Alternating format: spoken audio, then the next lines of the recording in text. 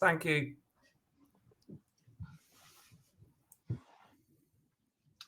Hello everyone, so we're back again. Hopefully you've all had your suitable lunch and virtual networking, and those who managed to participate in it.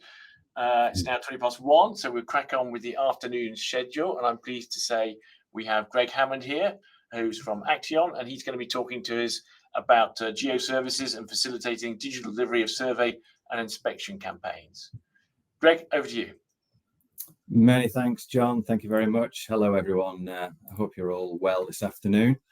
Many thanks for joining my session, and today we're just going to be covering our approach to facilitating digital delivery through our proprietary software solutions. I'm Greg Hammond, I'm the digital lead, and I've been with UTEC for over 19 years. My side of the business specialises on the delivery of complex data through cloud solutions, and we've been active in the energy sector for over 10 years. This presentation will focus on the fundamental principles which underpins our digital delivery solution, which is called iSight. I've got some slides, and I've also got a little demonstration of the product at the end, just to kind of prove that it is real and it does exist. So for those of you not aware, UTEC is part of the Acteon group, a collection of 15 companies focused on delivering products and services from the seabed to the surface. UTEC is part of the Geo-services business line, specialising in marine surveys, site characterizations, and digital solutions that optimise the design and installation of marine structures. One of our goals is to drive digital delivery within the industry to support all our key data acquisition services, which is where I come in. I don't think it'll come as a surprise to anyone that the sheer complexity and the quantity of data that we're acquiring as an industry is constantly increasing, primarily driven by smarter acquisition technology. I think throughout the initial planning, construction, and later operational phases of an asset's life cycle, vast amounts of data are generated from various sources, producing extensive logs and maintenance records. Subsea data is often collected at different stages by a magnitude of stakeholders, including developers, operators, contractors, and maintenance teams. I think managing and sharing this large volume of data can be challenging, especially considering the variety of formats, the users, and the teams who need to access it. I'm sure everyone can probably relate to some of the challenges I've got on the slides. I think technology is advancing at a rapid rate, and subsea sensors are becoming more complex. The advantages these technologies bring is speed and data accuracy. However, increased data quality comes with a trade-off, which is data size. I think another benefit of the technology is the overall value of the information, which can be analysed to a greater degree of detail, which again highlights the benefits of long-term data retention. The challenge is to ensure that the data is commonly accessible to multiple stakeholders to take advantage of these opportunities. The cost to acquire the data is clearly significant. Undertaking repeat surveys due to a lack of knowledge that the data already exists, or simply that the information has been lost due to poor data practices, is unfortunately all too frequent. Ultimately, the data needs to be securely stored and consolidated and analysed and made available throughout the life cycle of the asset. I think furthermore, as an industry, we need to reflect on the usability and the availability of the data that we're acquiring. The captured data clearly has a lot of value, but is usually complex in nature and as such cannot be easily shared. Making the data more available and accessible will always lead to improved efficiency as communications inform decision making. The ability to visualize and interact with a broad spectrum of data has a lot of value. I think this challenges the approach for static data reporting and drives the discussion for more intuitive data presentations of results and findings. I think in conclusion, a lot of time and attention is paid to how data and information will be collected. However, what happens to the key project information after data acquisition is often overlooked. As mentioned, UTEC has been supporting developers and operators in the energy sector for over 10 years to leverage more value from complex data sets and disparate systems. Our eyesight technology provides an intuitive, interactive delivery portal for survey and inspection data designed to meet the needs of the energy market. It challenges the traditional storage of data hosted in discrete siloed packages, only accessible within proprietary software across various locations and databases, and provides an interactive, collaborative, easy-to-use solution for managing all types of survey and inspection data, both above and below the waterline. Cloud-based infrastructure is key to meeting the demands for smart data management solutions. From experience, one of the key requirements for managing and accessing complex data is to make the information accessible to the widest audience. Stakeholder engagement is key to driving success. Data needs to flow from asset owners or operators to EPCs to support project execution and vice versa. If the software is hidden behind a firewall, this cannot be achieved. Furthermore, if the software solution is not intuitive to use and accessible to users of varying skill sets, then again, the likelihood is that the tool will fail. With a finite amount of data storage available internally, cloud storage becomes the natural location for the data to reside. However, this approach does come with pitfalls. I think moving unorganized data from an internal server to a cloud server does not solve the data problem or the management of or accessibility of the data. It just clearly changes its location. Without an interface to bring organization to a complex data set, nothing meaningful is really being achieved. And this is where the eyesight comes in as a powerful tool. Secure cloud-based access provides the users with a visually rich interface combining interactive access to complex data and analytical information. Data can be uploaded to the platform in near real time to provide immediate progress and insights for the client. Quick and easy comparisons can be made from various data sets over time to build up a complete overview of the facility. This approach with agnostic data capability, we believe, is the future of data management within the energy sector.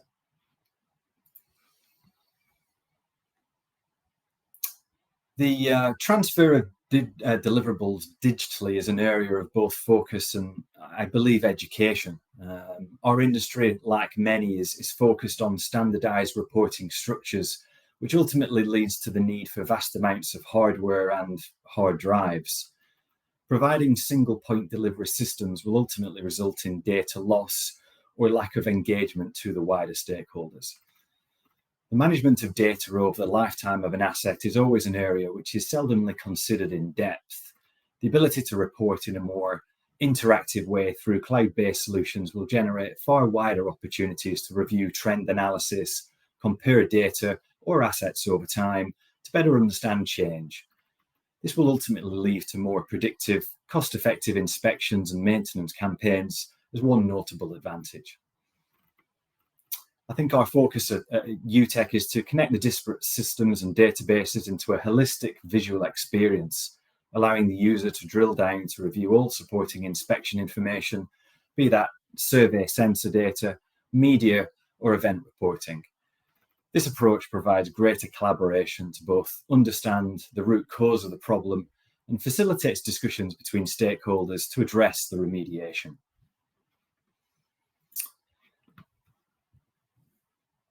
The key to connecting information is to ensure all data and media types can be handled within the same interface. In our case, there's a cloud-based platform which ensures anyone can access the data securely through a simple internet browser with no requirements for proprietary software. Accessibility will always be the key to smart data management. A combination of all sensor types, both above and below the waterline, can be managed through the eyesight solution, providing a truly holistic environment to manage digital data. Combined with data matter experts, our approach at UTEC is to work with our clients to deliver solutions which meet the business needs. I think with established databases solutions embedded within the energy sector, the key approach is to enhance the functionality of these information-driven systems.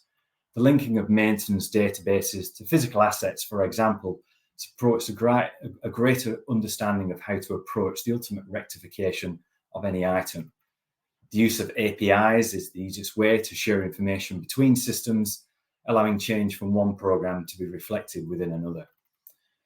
The simple ability to understand the relationship between common issues and their proximity to each other will help to organize the remediation campaigns or start to help identify a more widespread problem affecting a particular geographical location. We need to look forward to the data we're collecting now and in the future to ensure we can quickly and easily incorporate information from various sources and vendors over the life cycle of an asset. However, we also need to take a view on the past. Legacy data holds the key to supporting informed decision through trend analysis. We need to ensure we consolidate all relevant information. Consideration should be made for data entry directly into the system through custom templates to provide standardization for future reporting. Furthermore, from experience, it's always easier to handle large data sets once rather than multiple times. Reporting can be automatically generated from data entry, avoiding the need to double handle information, saving both time and driving consistency. This approach has already been adopted by our clients to streamline inspection and reporting both in the field and from the office. The availability of the data ultimately within an accessible interface for all stakeholders is ultimately going to be the key to smart data management. So what I've got here is a little video that I'm about to start, and it provides a little bit of an overview of the real eyesight product that I recorded, obviously, for this presentation. It was recorded in real time, live over the cloud connection. So everything that you see here is very much reflective of the product. In this example, I've got a balance of plant inspection survey, subsea, just to demonstrate how we're tackling this particular application. And, I think what I want to become apparent from this demonstration is, reflecting on everything I've just said on the previous slides. The idea of the eyesight product is that it is very visual and it's very intuitive in nature, which obviously just reinforces the key discussion points, hopefully, that I was trying to make on the earlier slides. So hopefully, without further ado, this is going to work. So you can see we're in a GIS environment, and we're actually looking at this through Microsoft Edge as an internet browser, just to let you know, but it works in any particular browser. And by choosing the project, we're obviously landing here at the wind turbine field. And what I'm about to do is just switch away from the current view that I've got to just demonstrate that what we're looking at here is wind turbine generators, inter-array cables, and an offshore substation. And I flick back, and what we're looking at here really is the severity ratings. This really is very important for us. With one click, just going into the project, the operator or the developer can immediately see the health check of their site based on the last and most recent inspection and survey campaigns. We've got a color coding here that obviously demonstrates if things are good in green or if they're not so good in yellow, amber, and red there with regards to the degrees of severity. And we're doing that on the turbine generators and on the inter-array cables. The high-level tabs that you can see here are just doing that. They're giving us the look of the entire field in one overview. Statistical information broken down into the number of anomalies and the different fields in which those anomalies were found, maybe free span, for example, or corrosion and erosion. And here we've got a high level of the entire field and the anomalies that were found during the inspection campaign in this particular view. And we can just change the listings in these in any particular order for ease of viewing and filtering. And that's exactly the same on the next tab, which we're now looking at the survey inspection results. And these could be boulders or exposure of the cable, maybe in some instances, again, just events that obviously we want to draw the attention to the developer. So from a high level, we're now going to drill down into a more specific level, and that is obviously looking at a wind turbine generator itself. And by going into there, you can see immediately we've got an overview summary again of this particular turbine generator, and you can see on the left this is from a 2024 survey, all example data, as I'm sure you can appreciate. But again, high level information as to what's wrong. You can see there was a low and a medium anomaly, and here we've got the inspection task list of what we needed to undertake to complete the inspection phase of this particular campaign. In this example here, we've gone into the marine growth of the monopiles so that we can see the readings of the marine growth. And you can see a lot of things are good, and there's a couple of things that are not so good that have raised anomalies, which are red. And I'm going to take you to the boat landing area here. And within the boat landing area, you can see we've got our anomaly, which is our problem, which we found. And here we go. We've got the results of the inspectors in the field presented in a format that comes with the imagery that's acquired from the field. And we have the ability to click a button and immediately change that into a PDF report that can then be sent to the client. Coming out of the inspection ROV campaign and going into the survey campaign for the inter-array cables, we're going to be looking at a similar thing. We choose a cable, and immediately what we're presented with is just a really intuitive, smart way of looking at the depth of burial of the cable. The color coding and the heat map you'll see on the screen relates to the depth of burial. In the case on this cable on the previous map, it was orange, it's classed as medium, and that's because we've got some depth of burial that are less than a meter, which has triggered a conditional formatting within the software, which is just letting people know things are getting a little bit shallower. And in the example you've got here, these are all the events that were found in this example we've got here. Hopefully not typical from any respect, but we've got some soft debris that we've got that's near to a product. And the advantage what you see here now is we're looking at it in a tabular view, and then we're immediately taken to the actual data itself, where in this example we had an ROV stream with a multi-beam, so we benefit from obviously having video capture of the actual event itself, so you can see the event, you can see it in video, and if the video was not taken because it may have been multi-beam over the side of a vessel, then what we are looking at is the multi-beam data itself, as you can see. And again, just to reiterate, we are looking in a web browser here. This is not any specialist software. Everybody can access this information, and that's the whole benefit of this. So I'm just changing the color just to show you a little bit of an area where there is scour, and I'm kind of just demonstrating maybe on the screen a little bit easier that there's obviously a change in depth. And I can do that further by taking a cross section through the data, and obviously from here we can take measurements both horizontal and vertical, so we can look at the scour event, but more importantly we can bring in data from previous years and compare that side by side so that we can evaluate if the scour event is obviously getting worse from that point of view. So again, these are the interactions that we're trying to demonstrate. Longitudinal profile of the entire area, as you can see here, where you'll be able to see how the product is interacting with the seabed itself. So you can see from what we're trying to demonstrate here, we've got lots of tools in the system which hopefully are allowing users to see information that they wouldn't normally be able to see. We are managing the standard data sets, the video, the media files, all collated and organized in a more suitable way to access the data. But that is the easy bit. The more difficult bit is to get you to interact with some of the data that you'd seen on the screen just there. So hopefully it gives you a little bit of an oversight onto what we're trying to do within the industry to drive change. So on my last slide, if it hopefully catches up with me, I just wanted to thank you all for supporting me and allowing me to do this presentation. My last slide has obviously decided not to come up, but maybe it'll appear in a minute. John, who knows? At least it was the last rather than the first, right? You know what? It could have been a lot worse, couldn't it? Yeah. Okay, so, great. Well, thanks a lot for that, Greg. Anyway, so yeah, thank you very much. Really interesting to hear what you can do, and I think you're at the cutting edge of one of the key problems that we see across developers' challenges for offshore wind, which is where to put all the data that you're gathering, both during even the bidding stage, as well as during the design and plan and surveying stages, as well as obviously then in operations, because it's a lot of data coming in. It needs to go in one place, and people need to see it and make sure they can access it. And that's great to see that you're able to do all that. And I presume behind all that, there's a various set of standard data formats required, etc., to get that WYSI video to work, so you can see it all and you get it in, and therefore people need to be aware of that when they do their surveying. That's right. And I think on that point, actually, that we are agnostic to that. I think we use standard survey practices and data collection methods that are not just acquired if we were using it from UTEC standard, but obviously from third parties as well. So we will be able to replicate what I just demonstrated there by whichever means we get our hands on that data.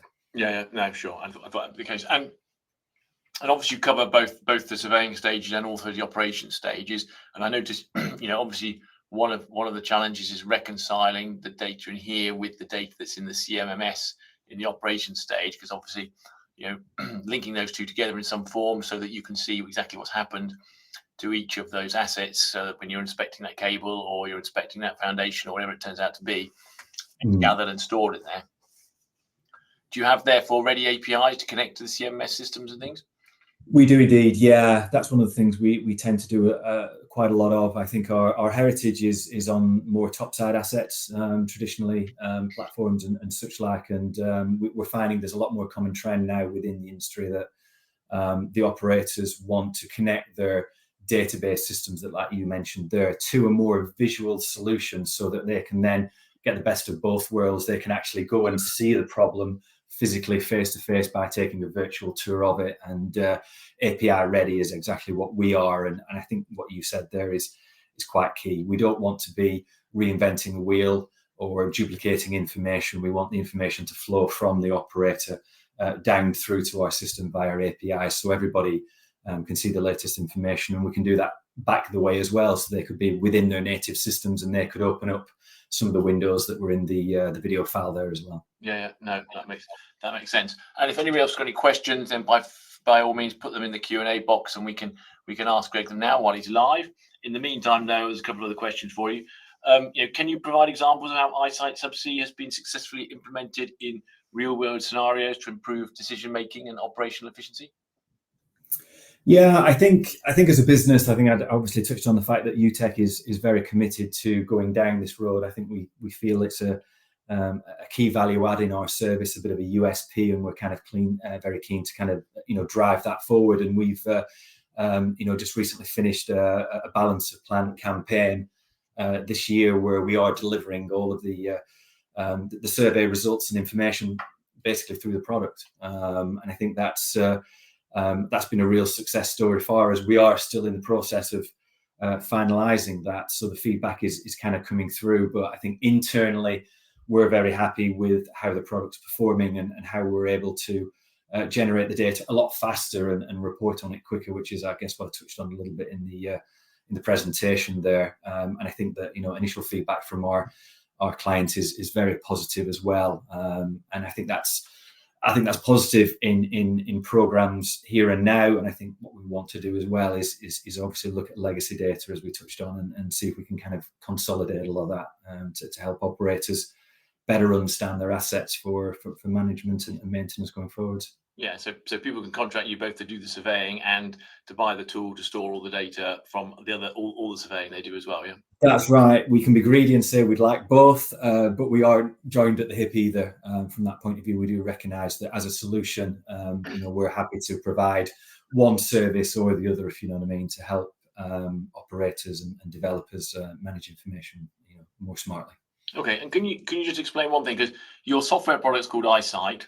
You're from UTEC, but we've got this Acteon that I don't think you've really mentioned much on. Where is one a brand, and can you just explain that relationship? Yeah, Acteon is our, I guess, umbrella corporation from that point of view. So they own UTEC, and they own a lot of other companies that are very much active in the renewables sector. So we have other companies that people probably recognise. I don't know, Menk, if you're interested in hammers.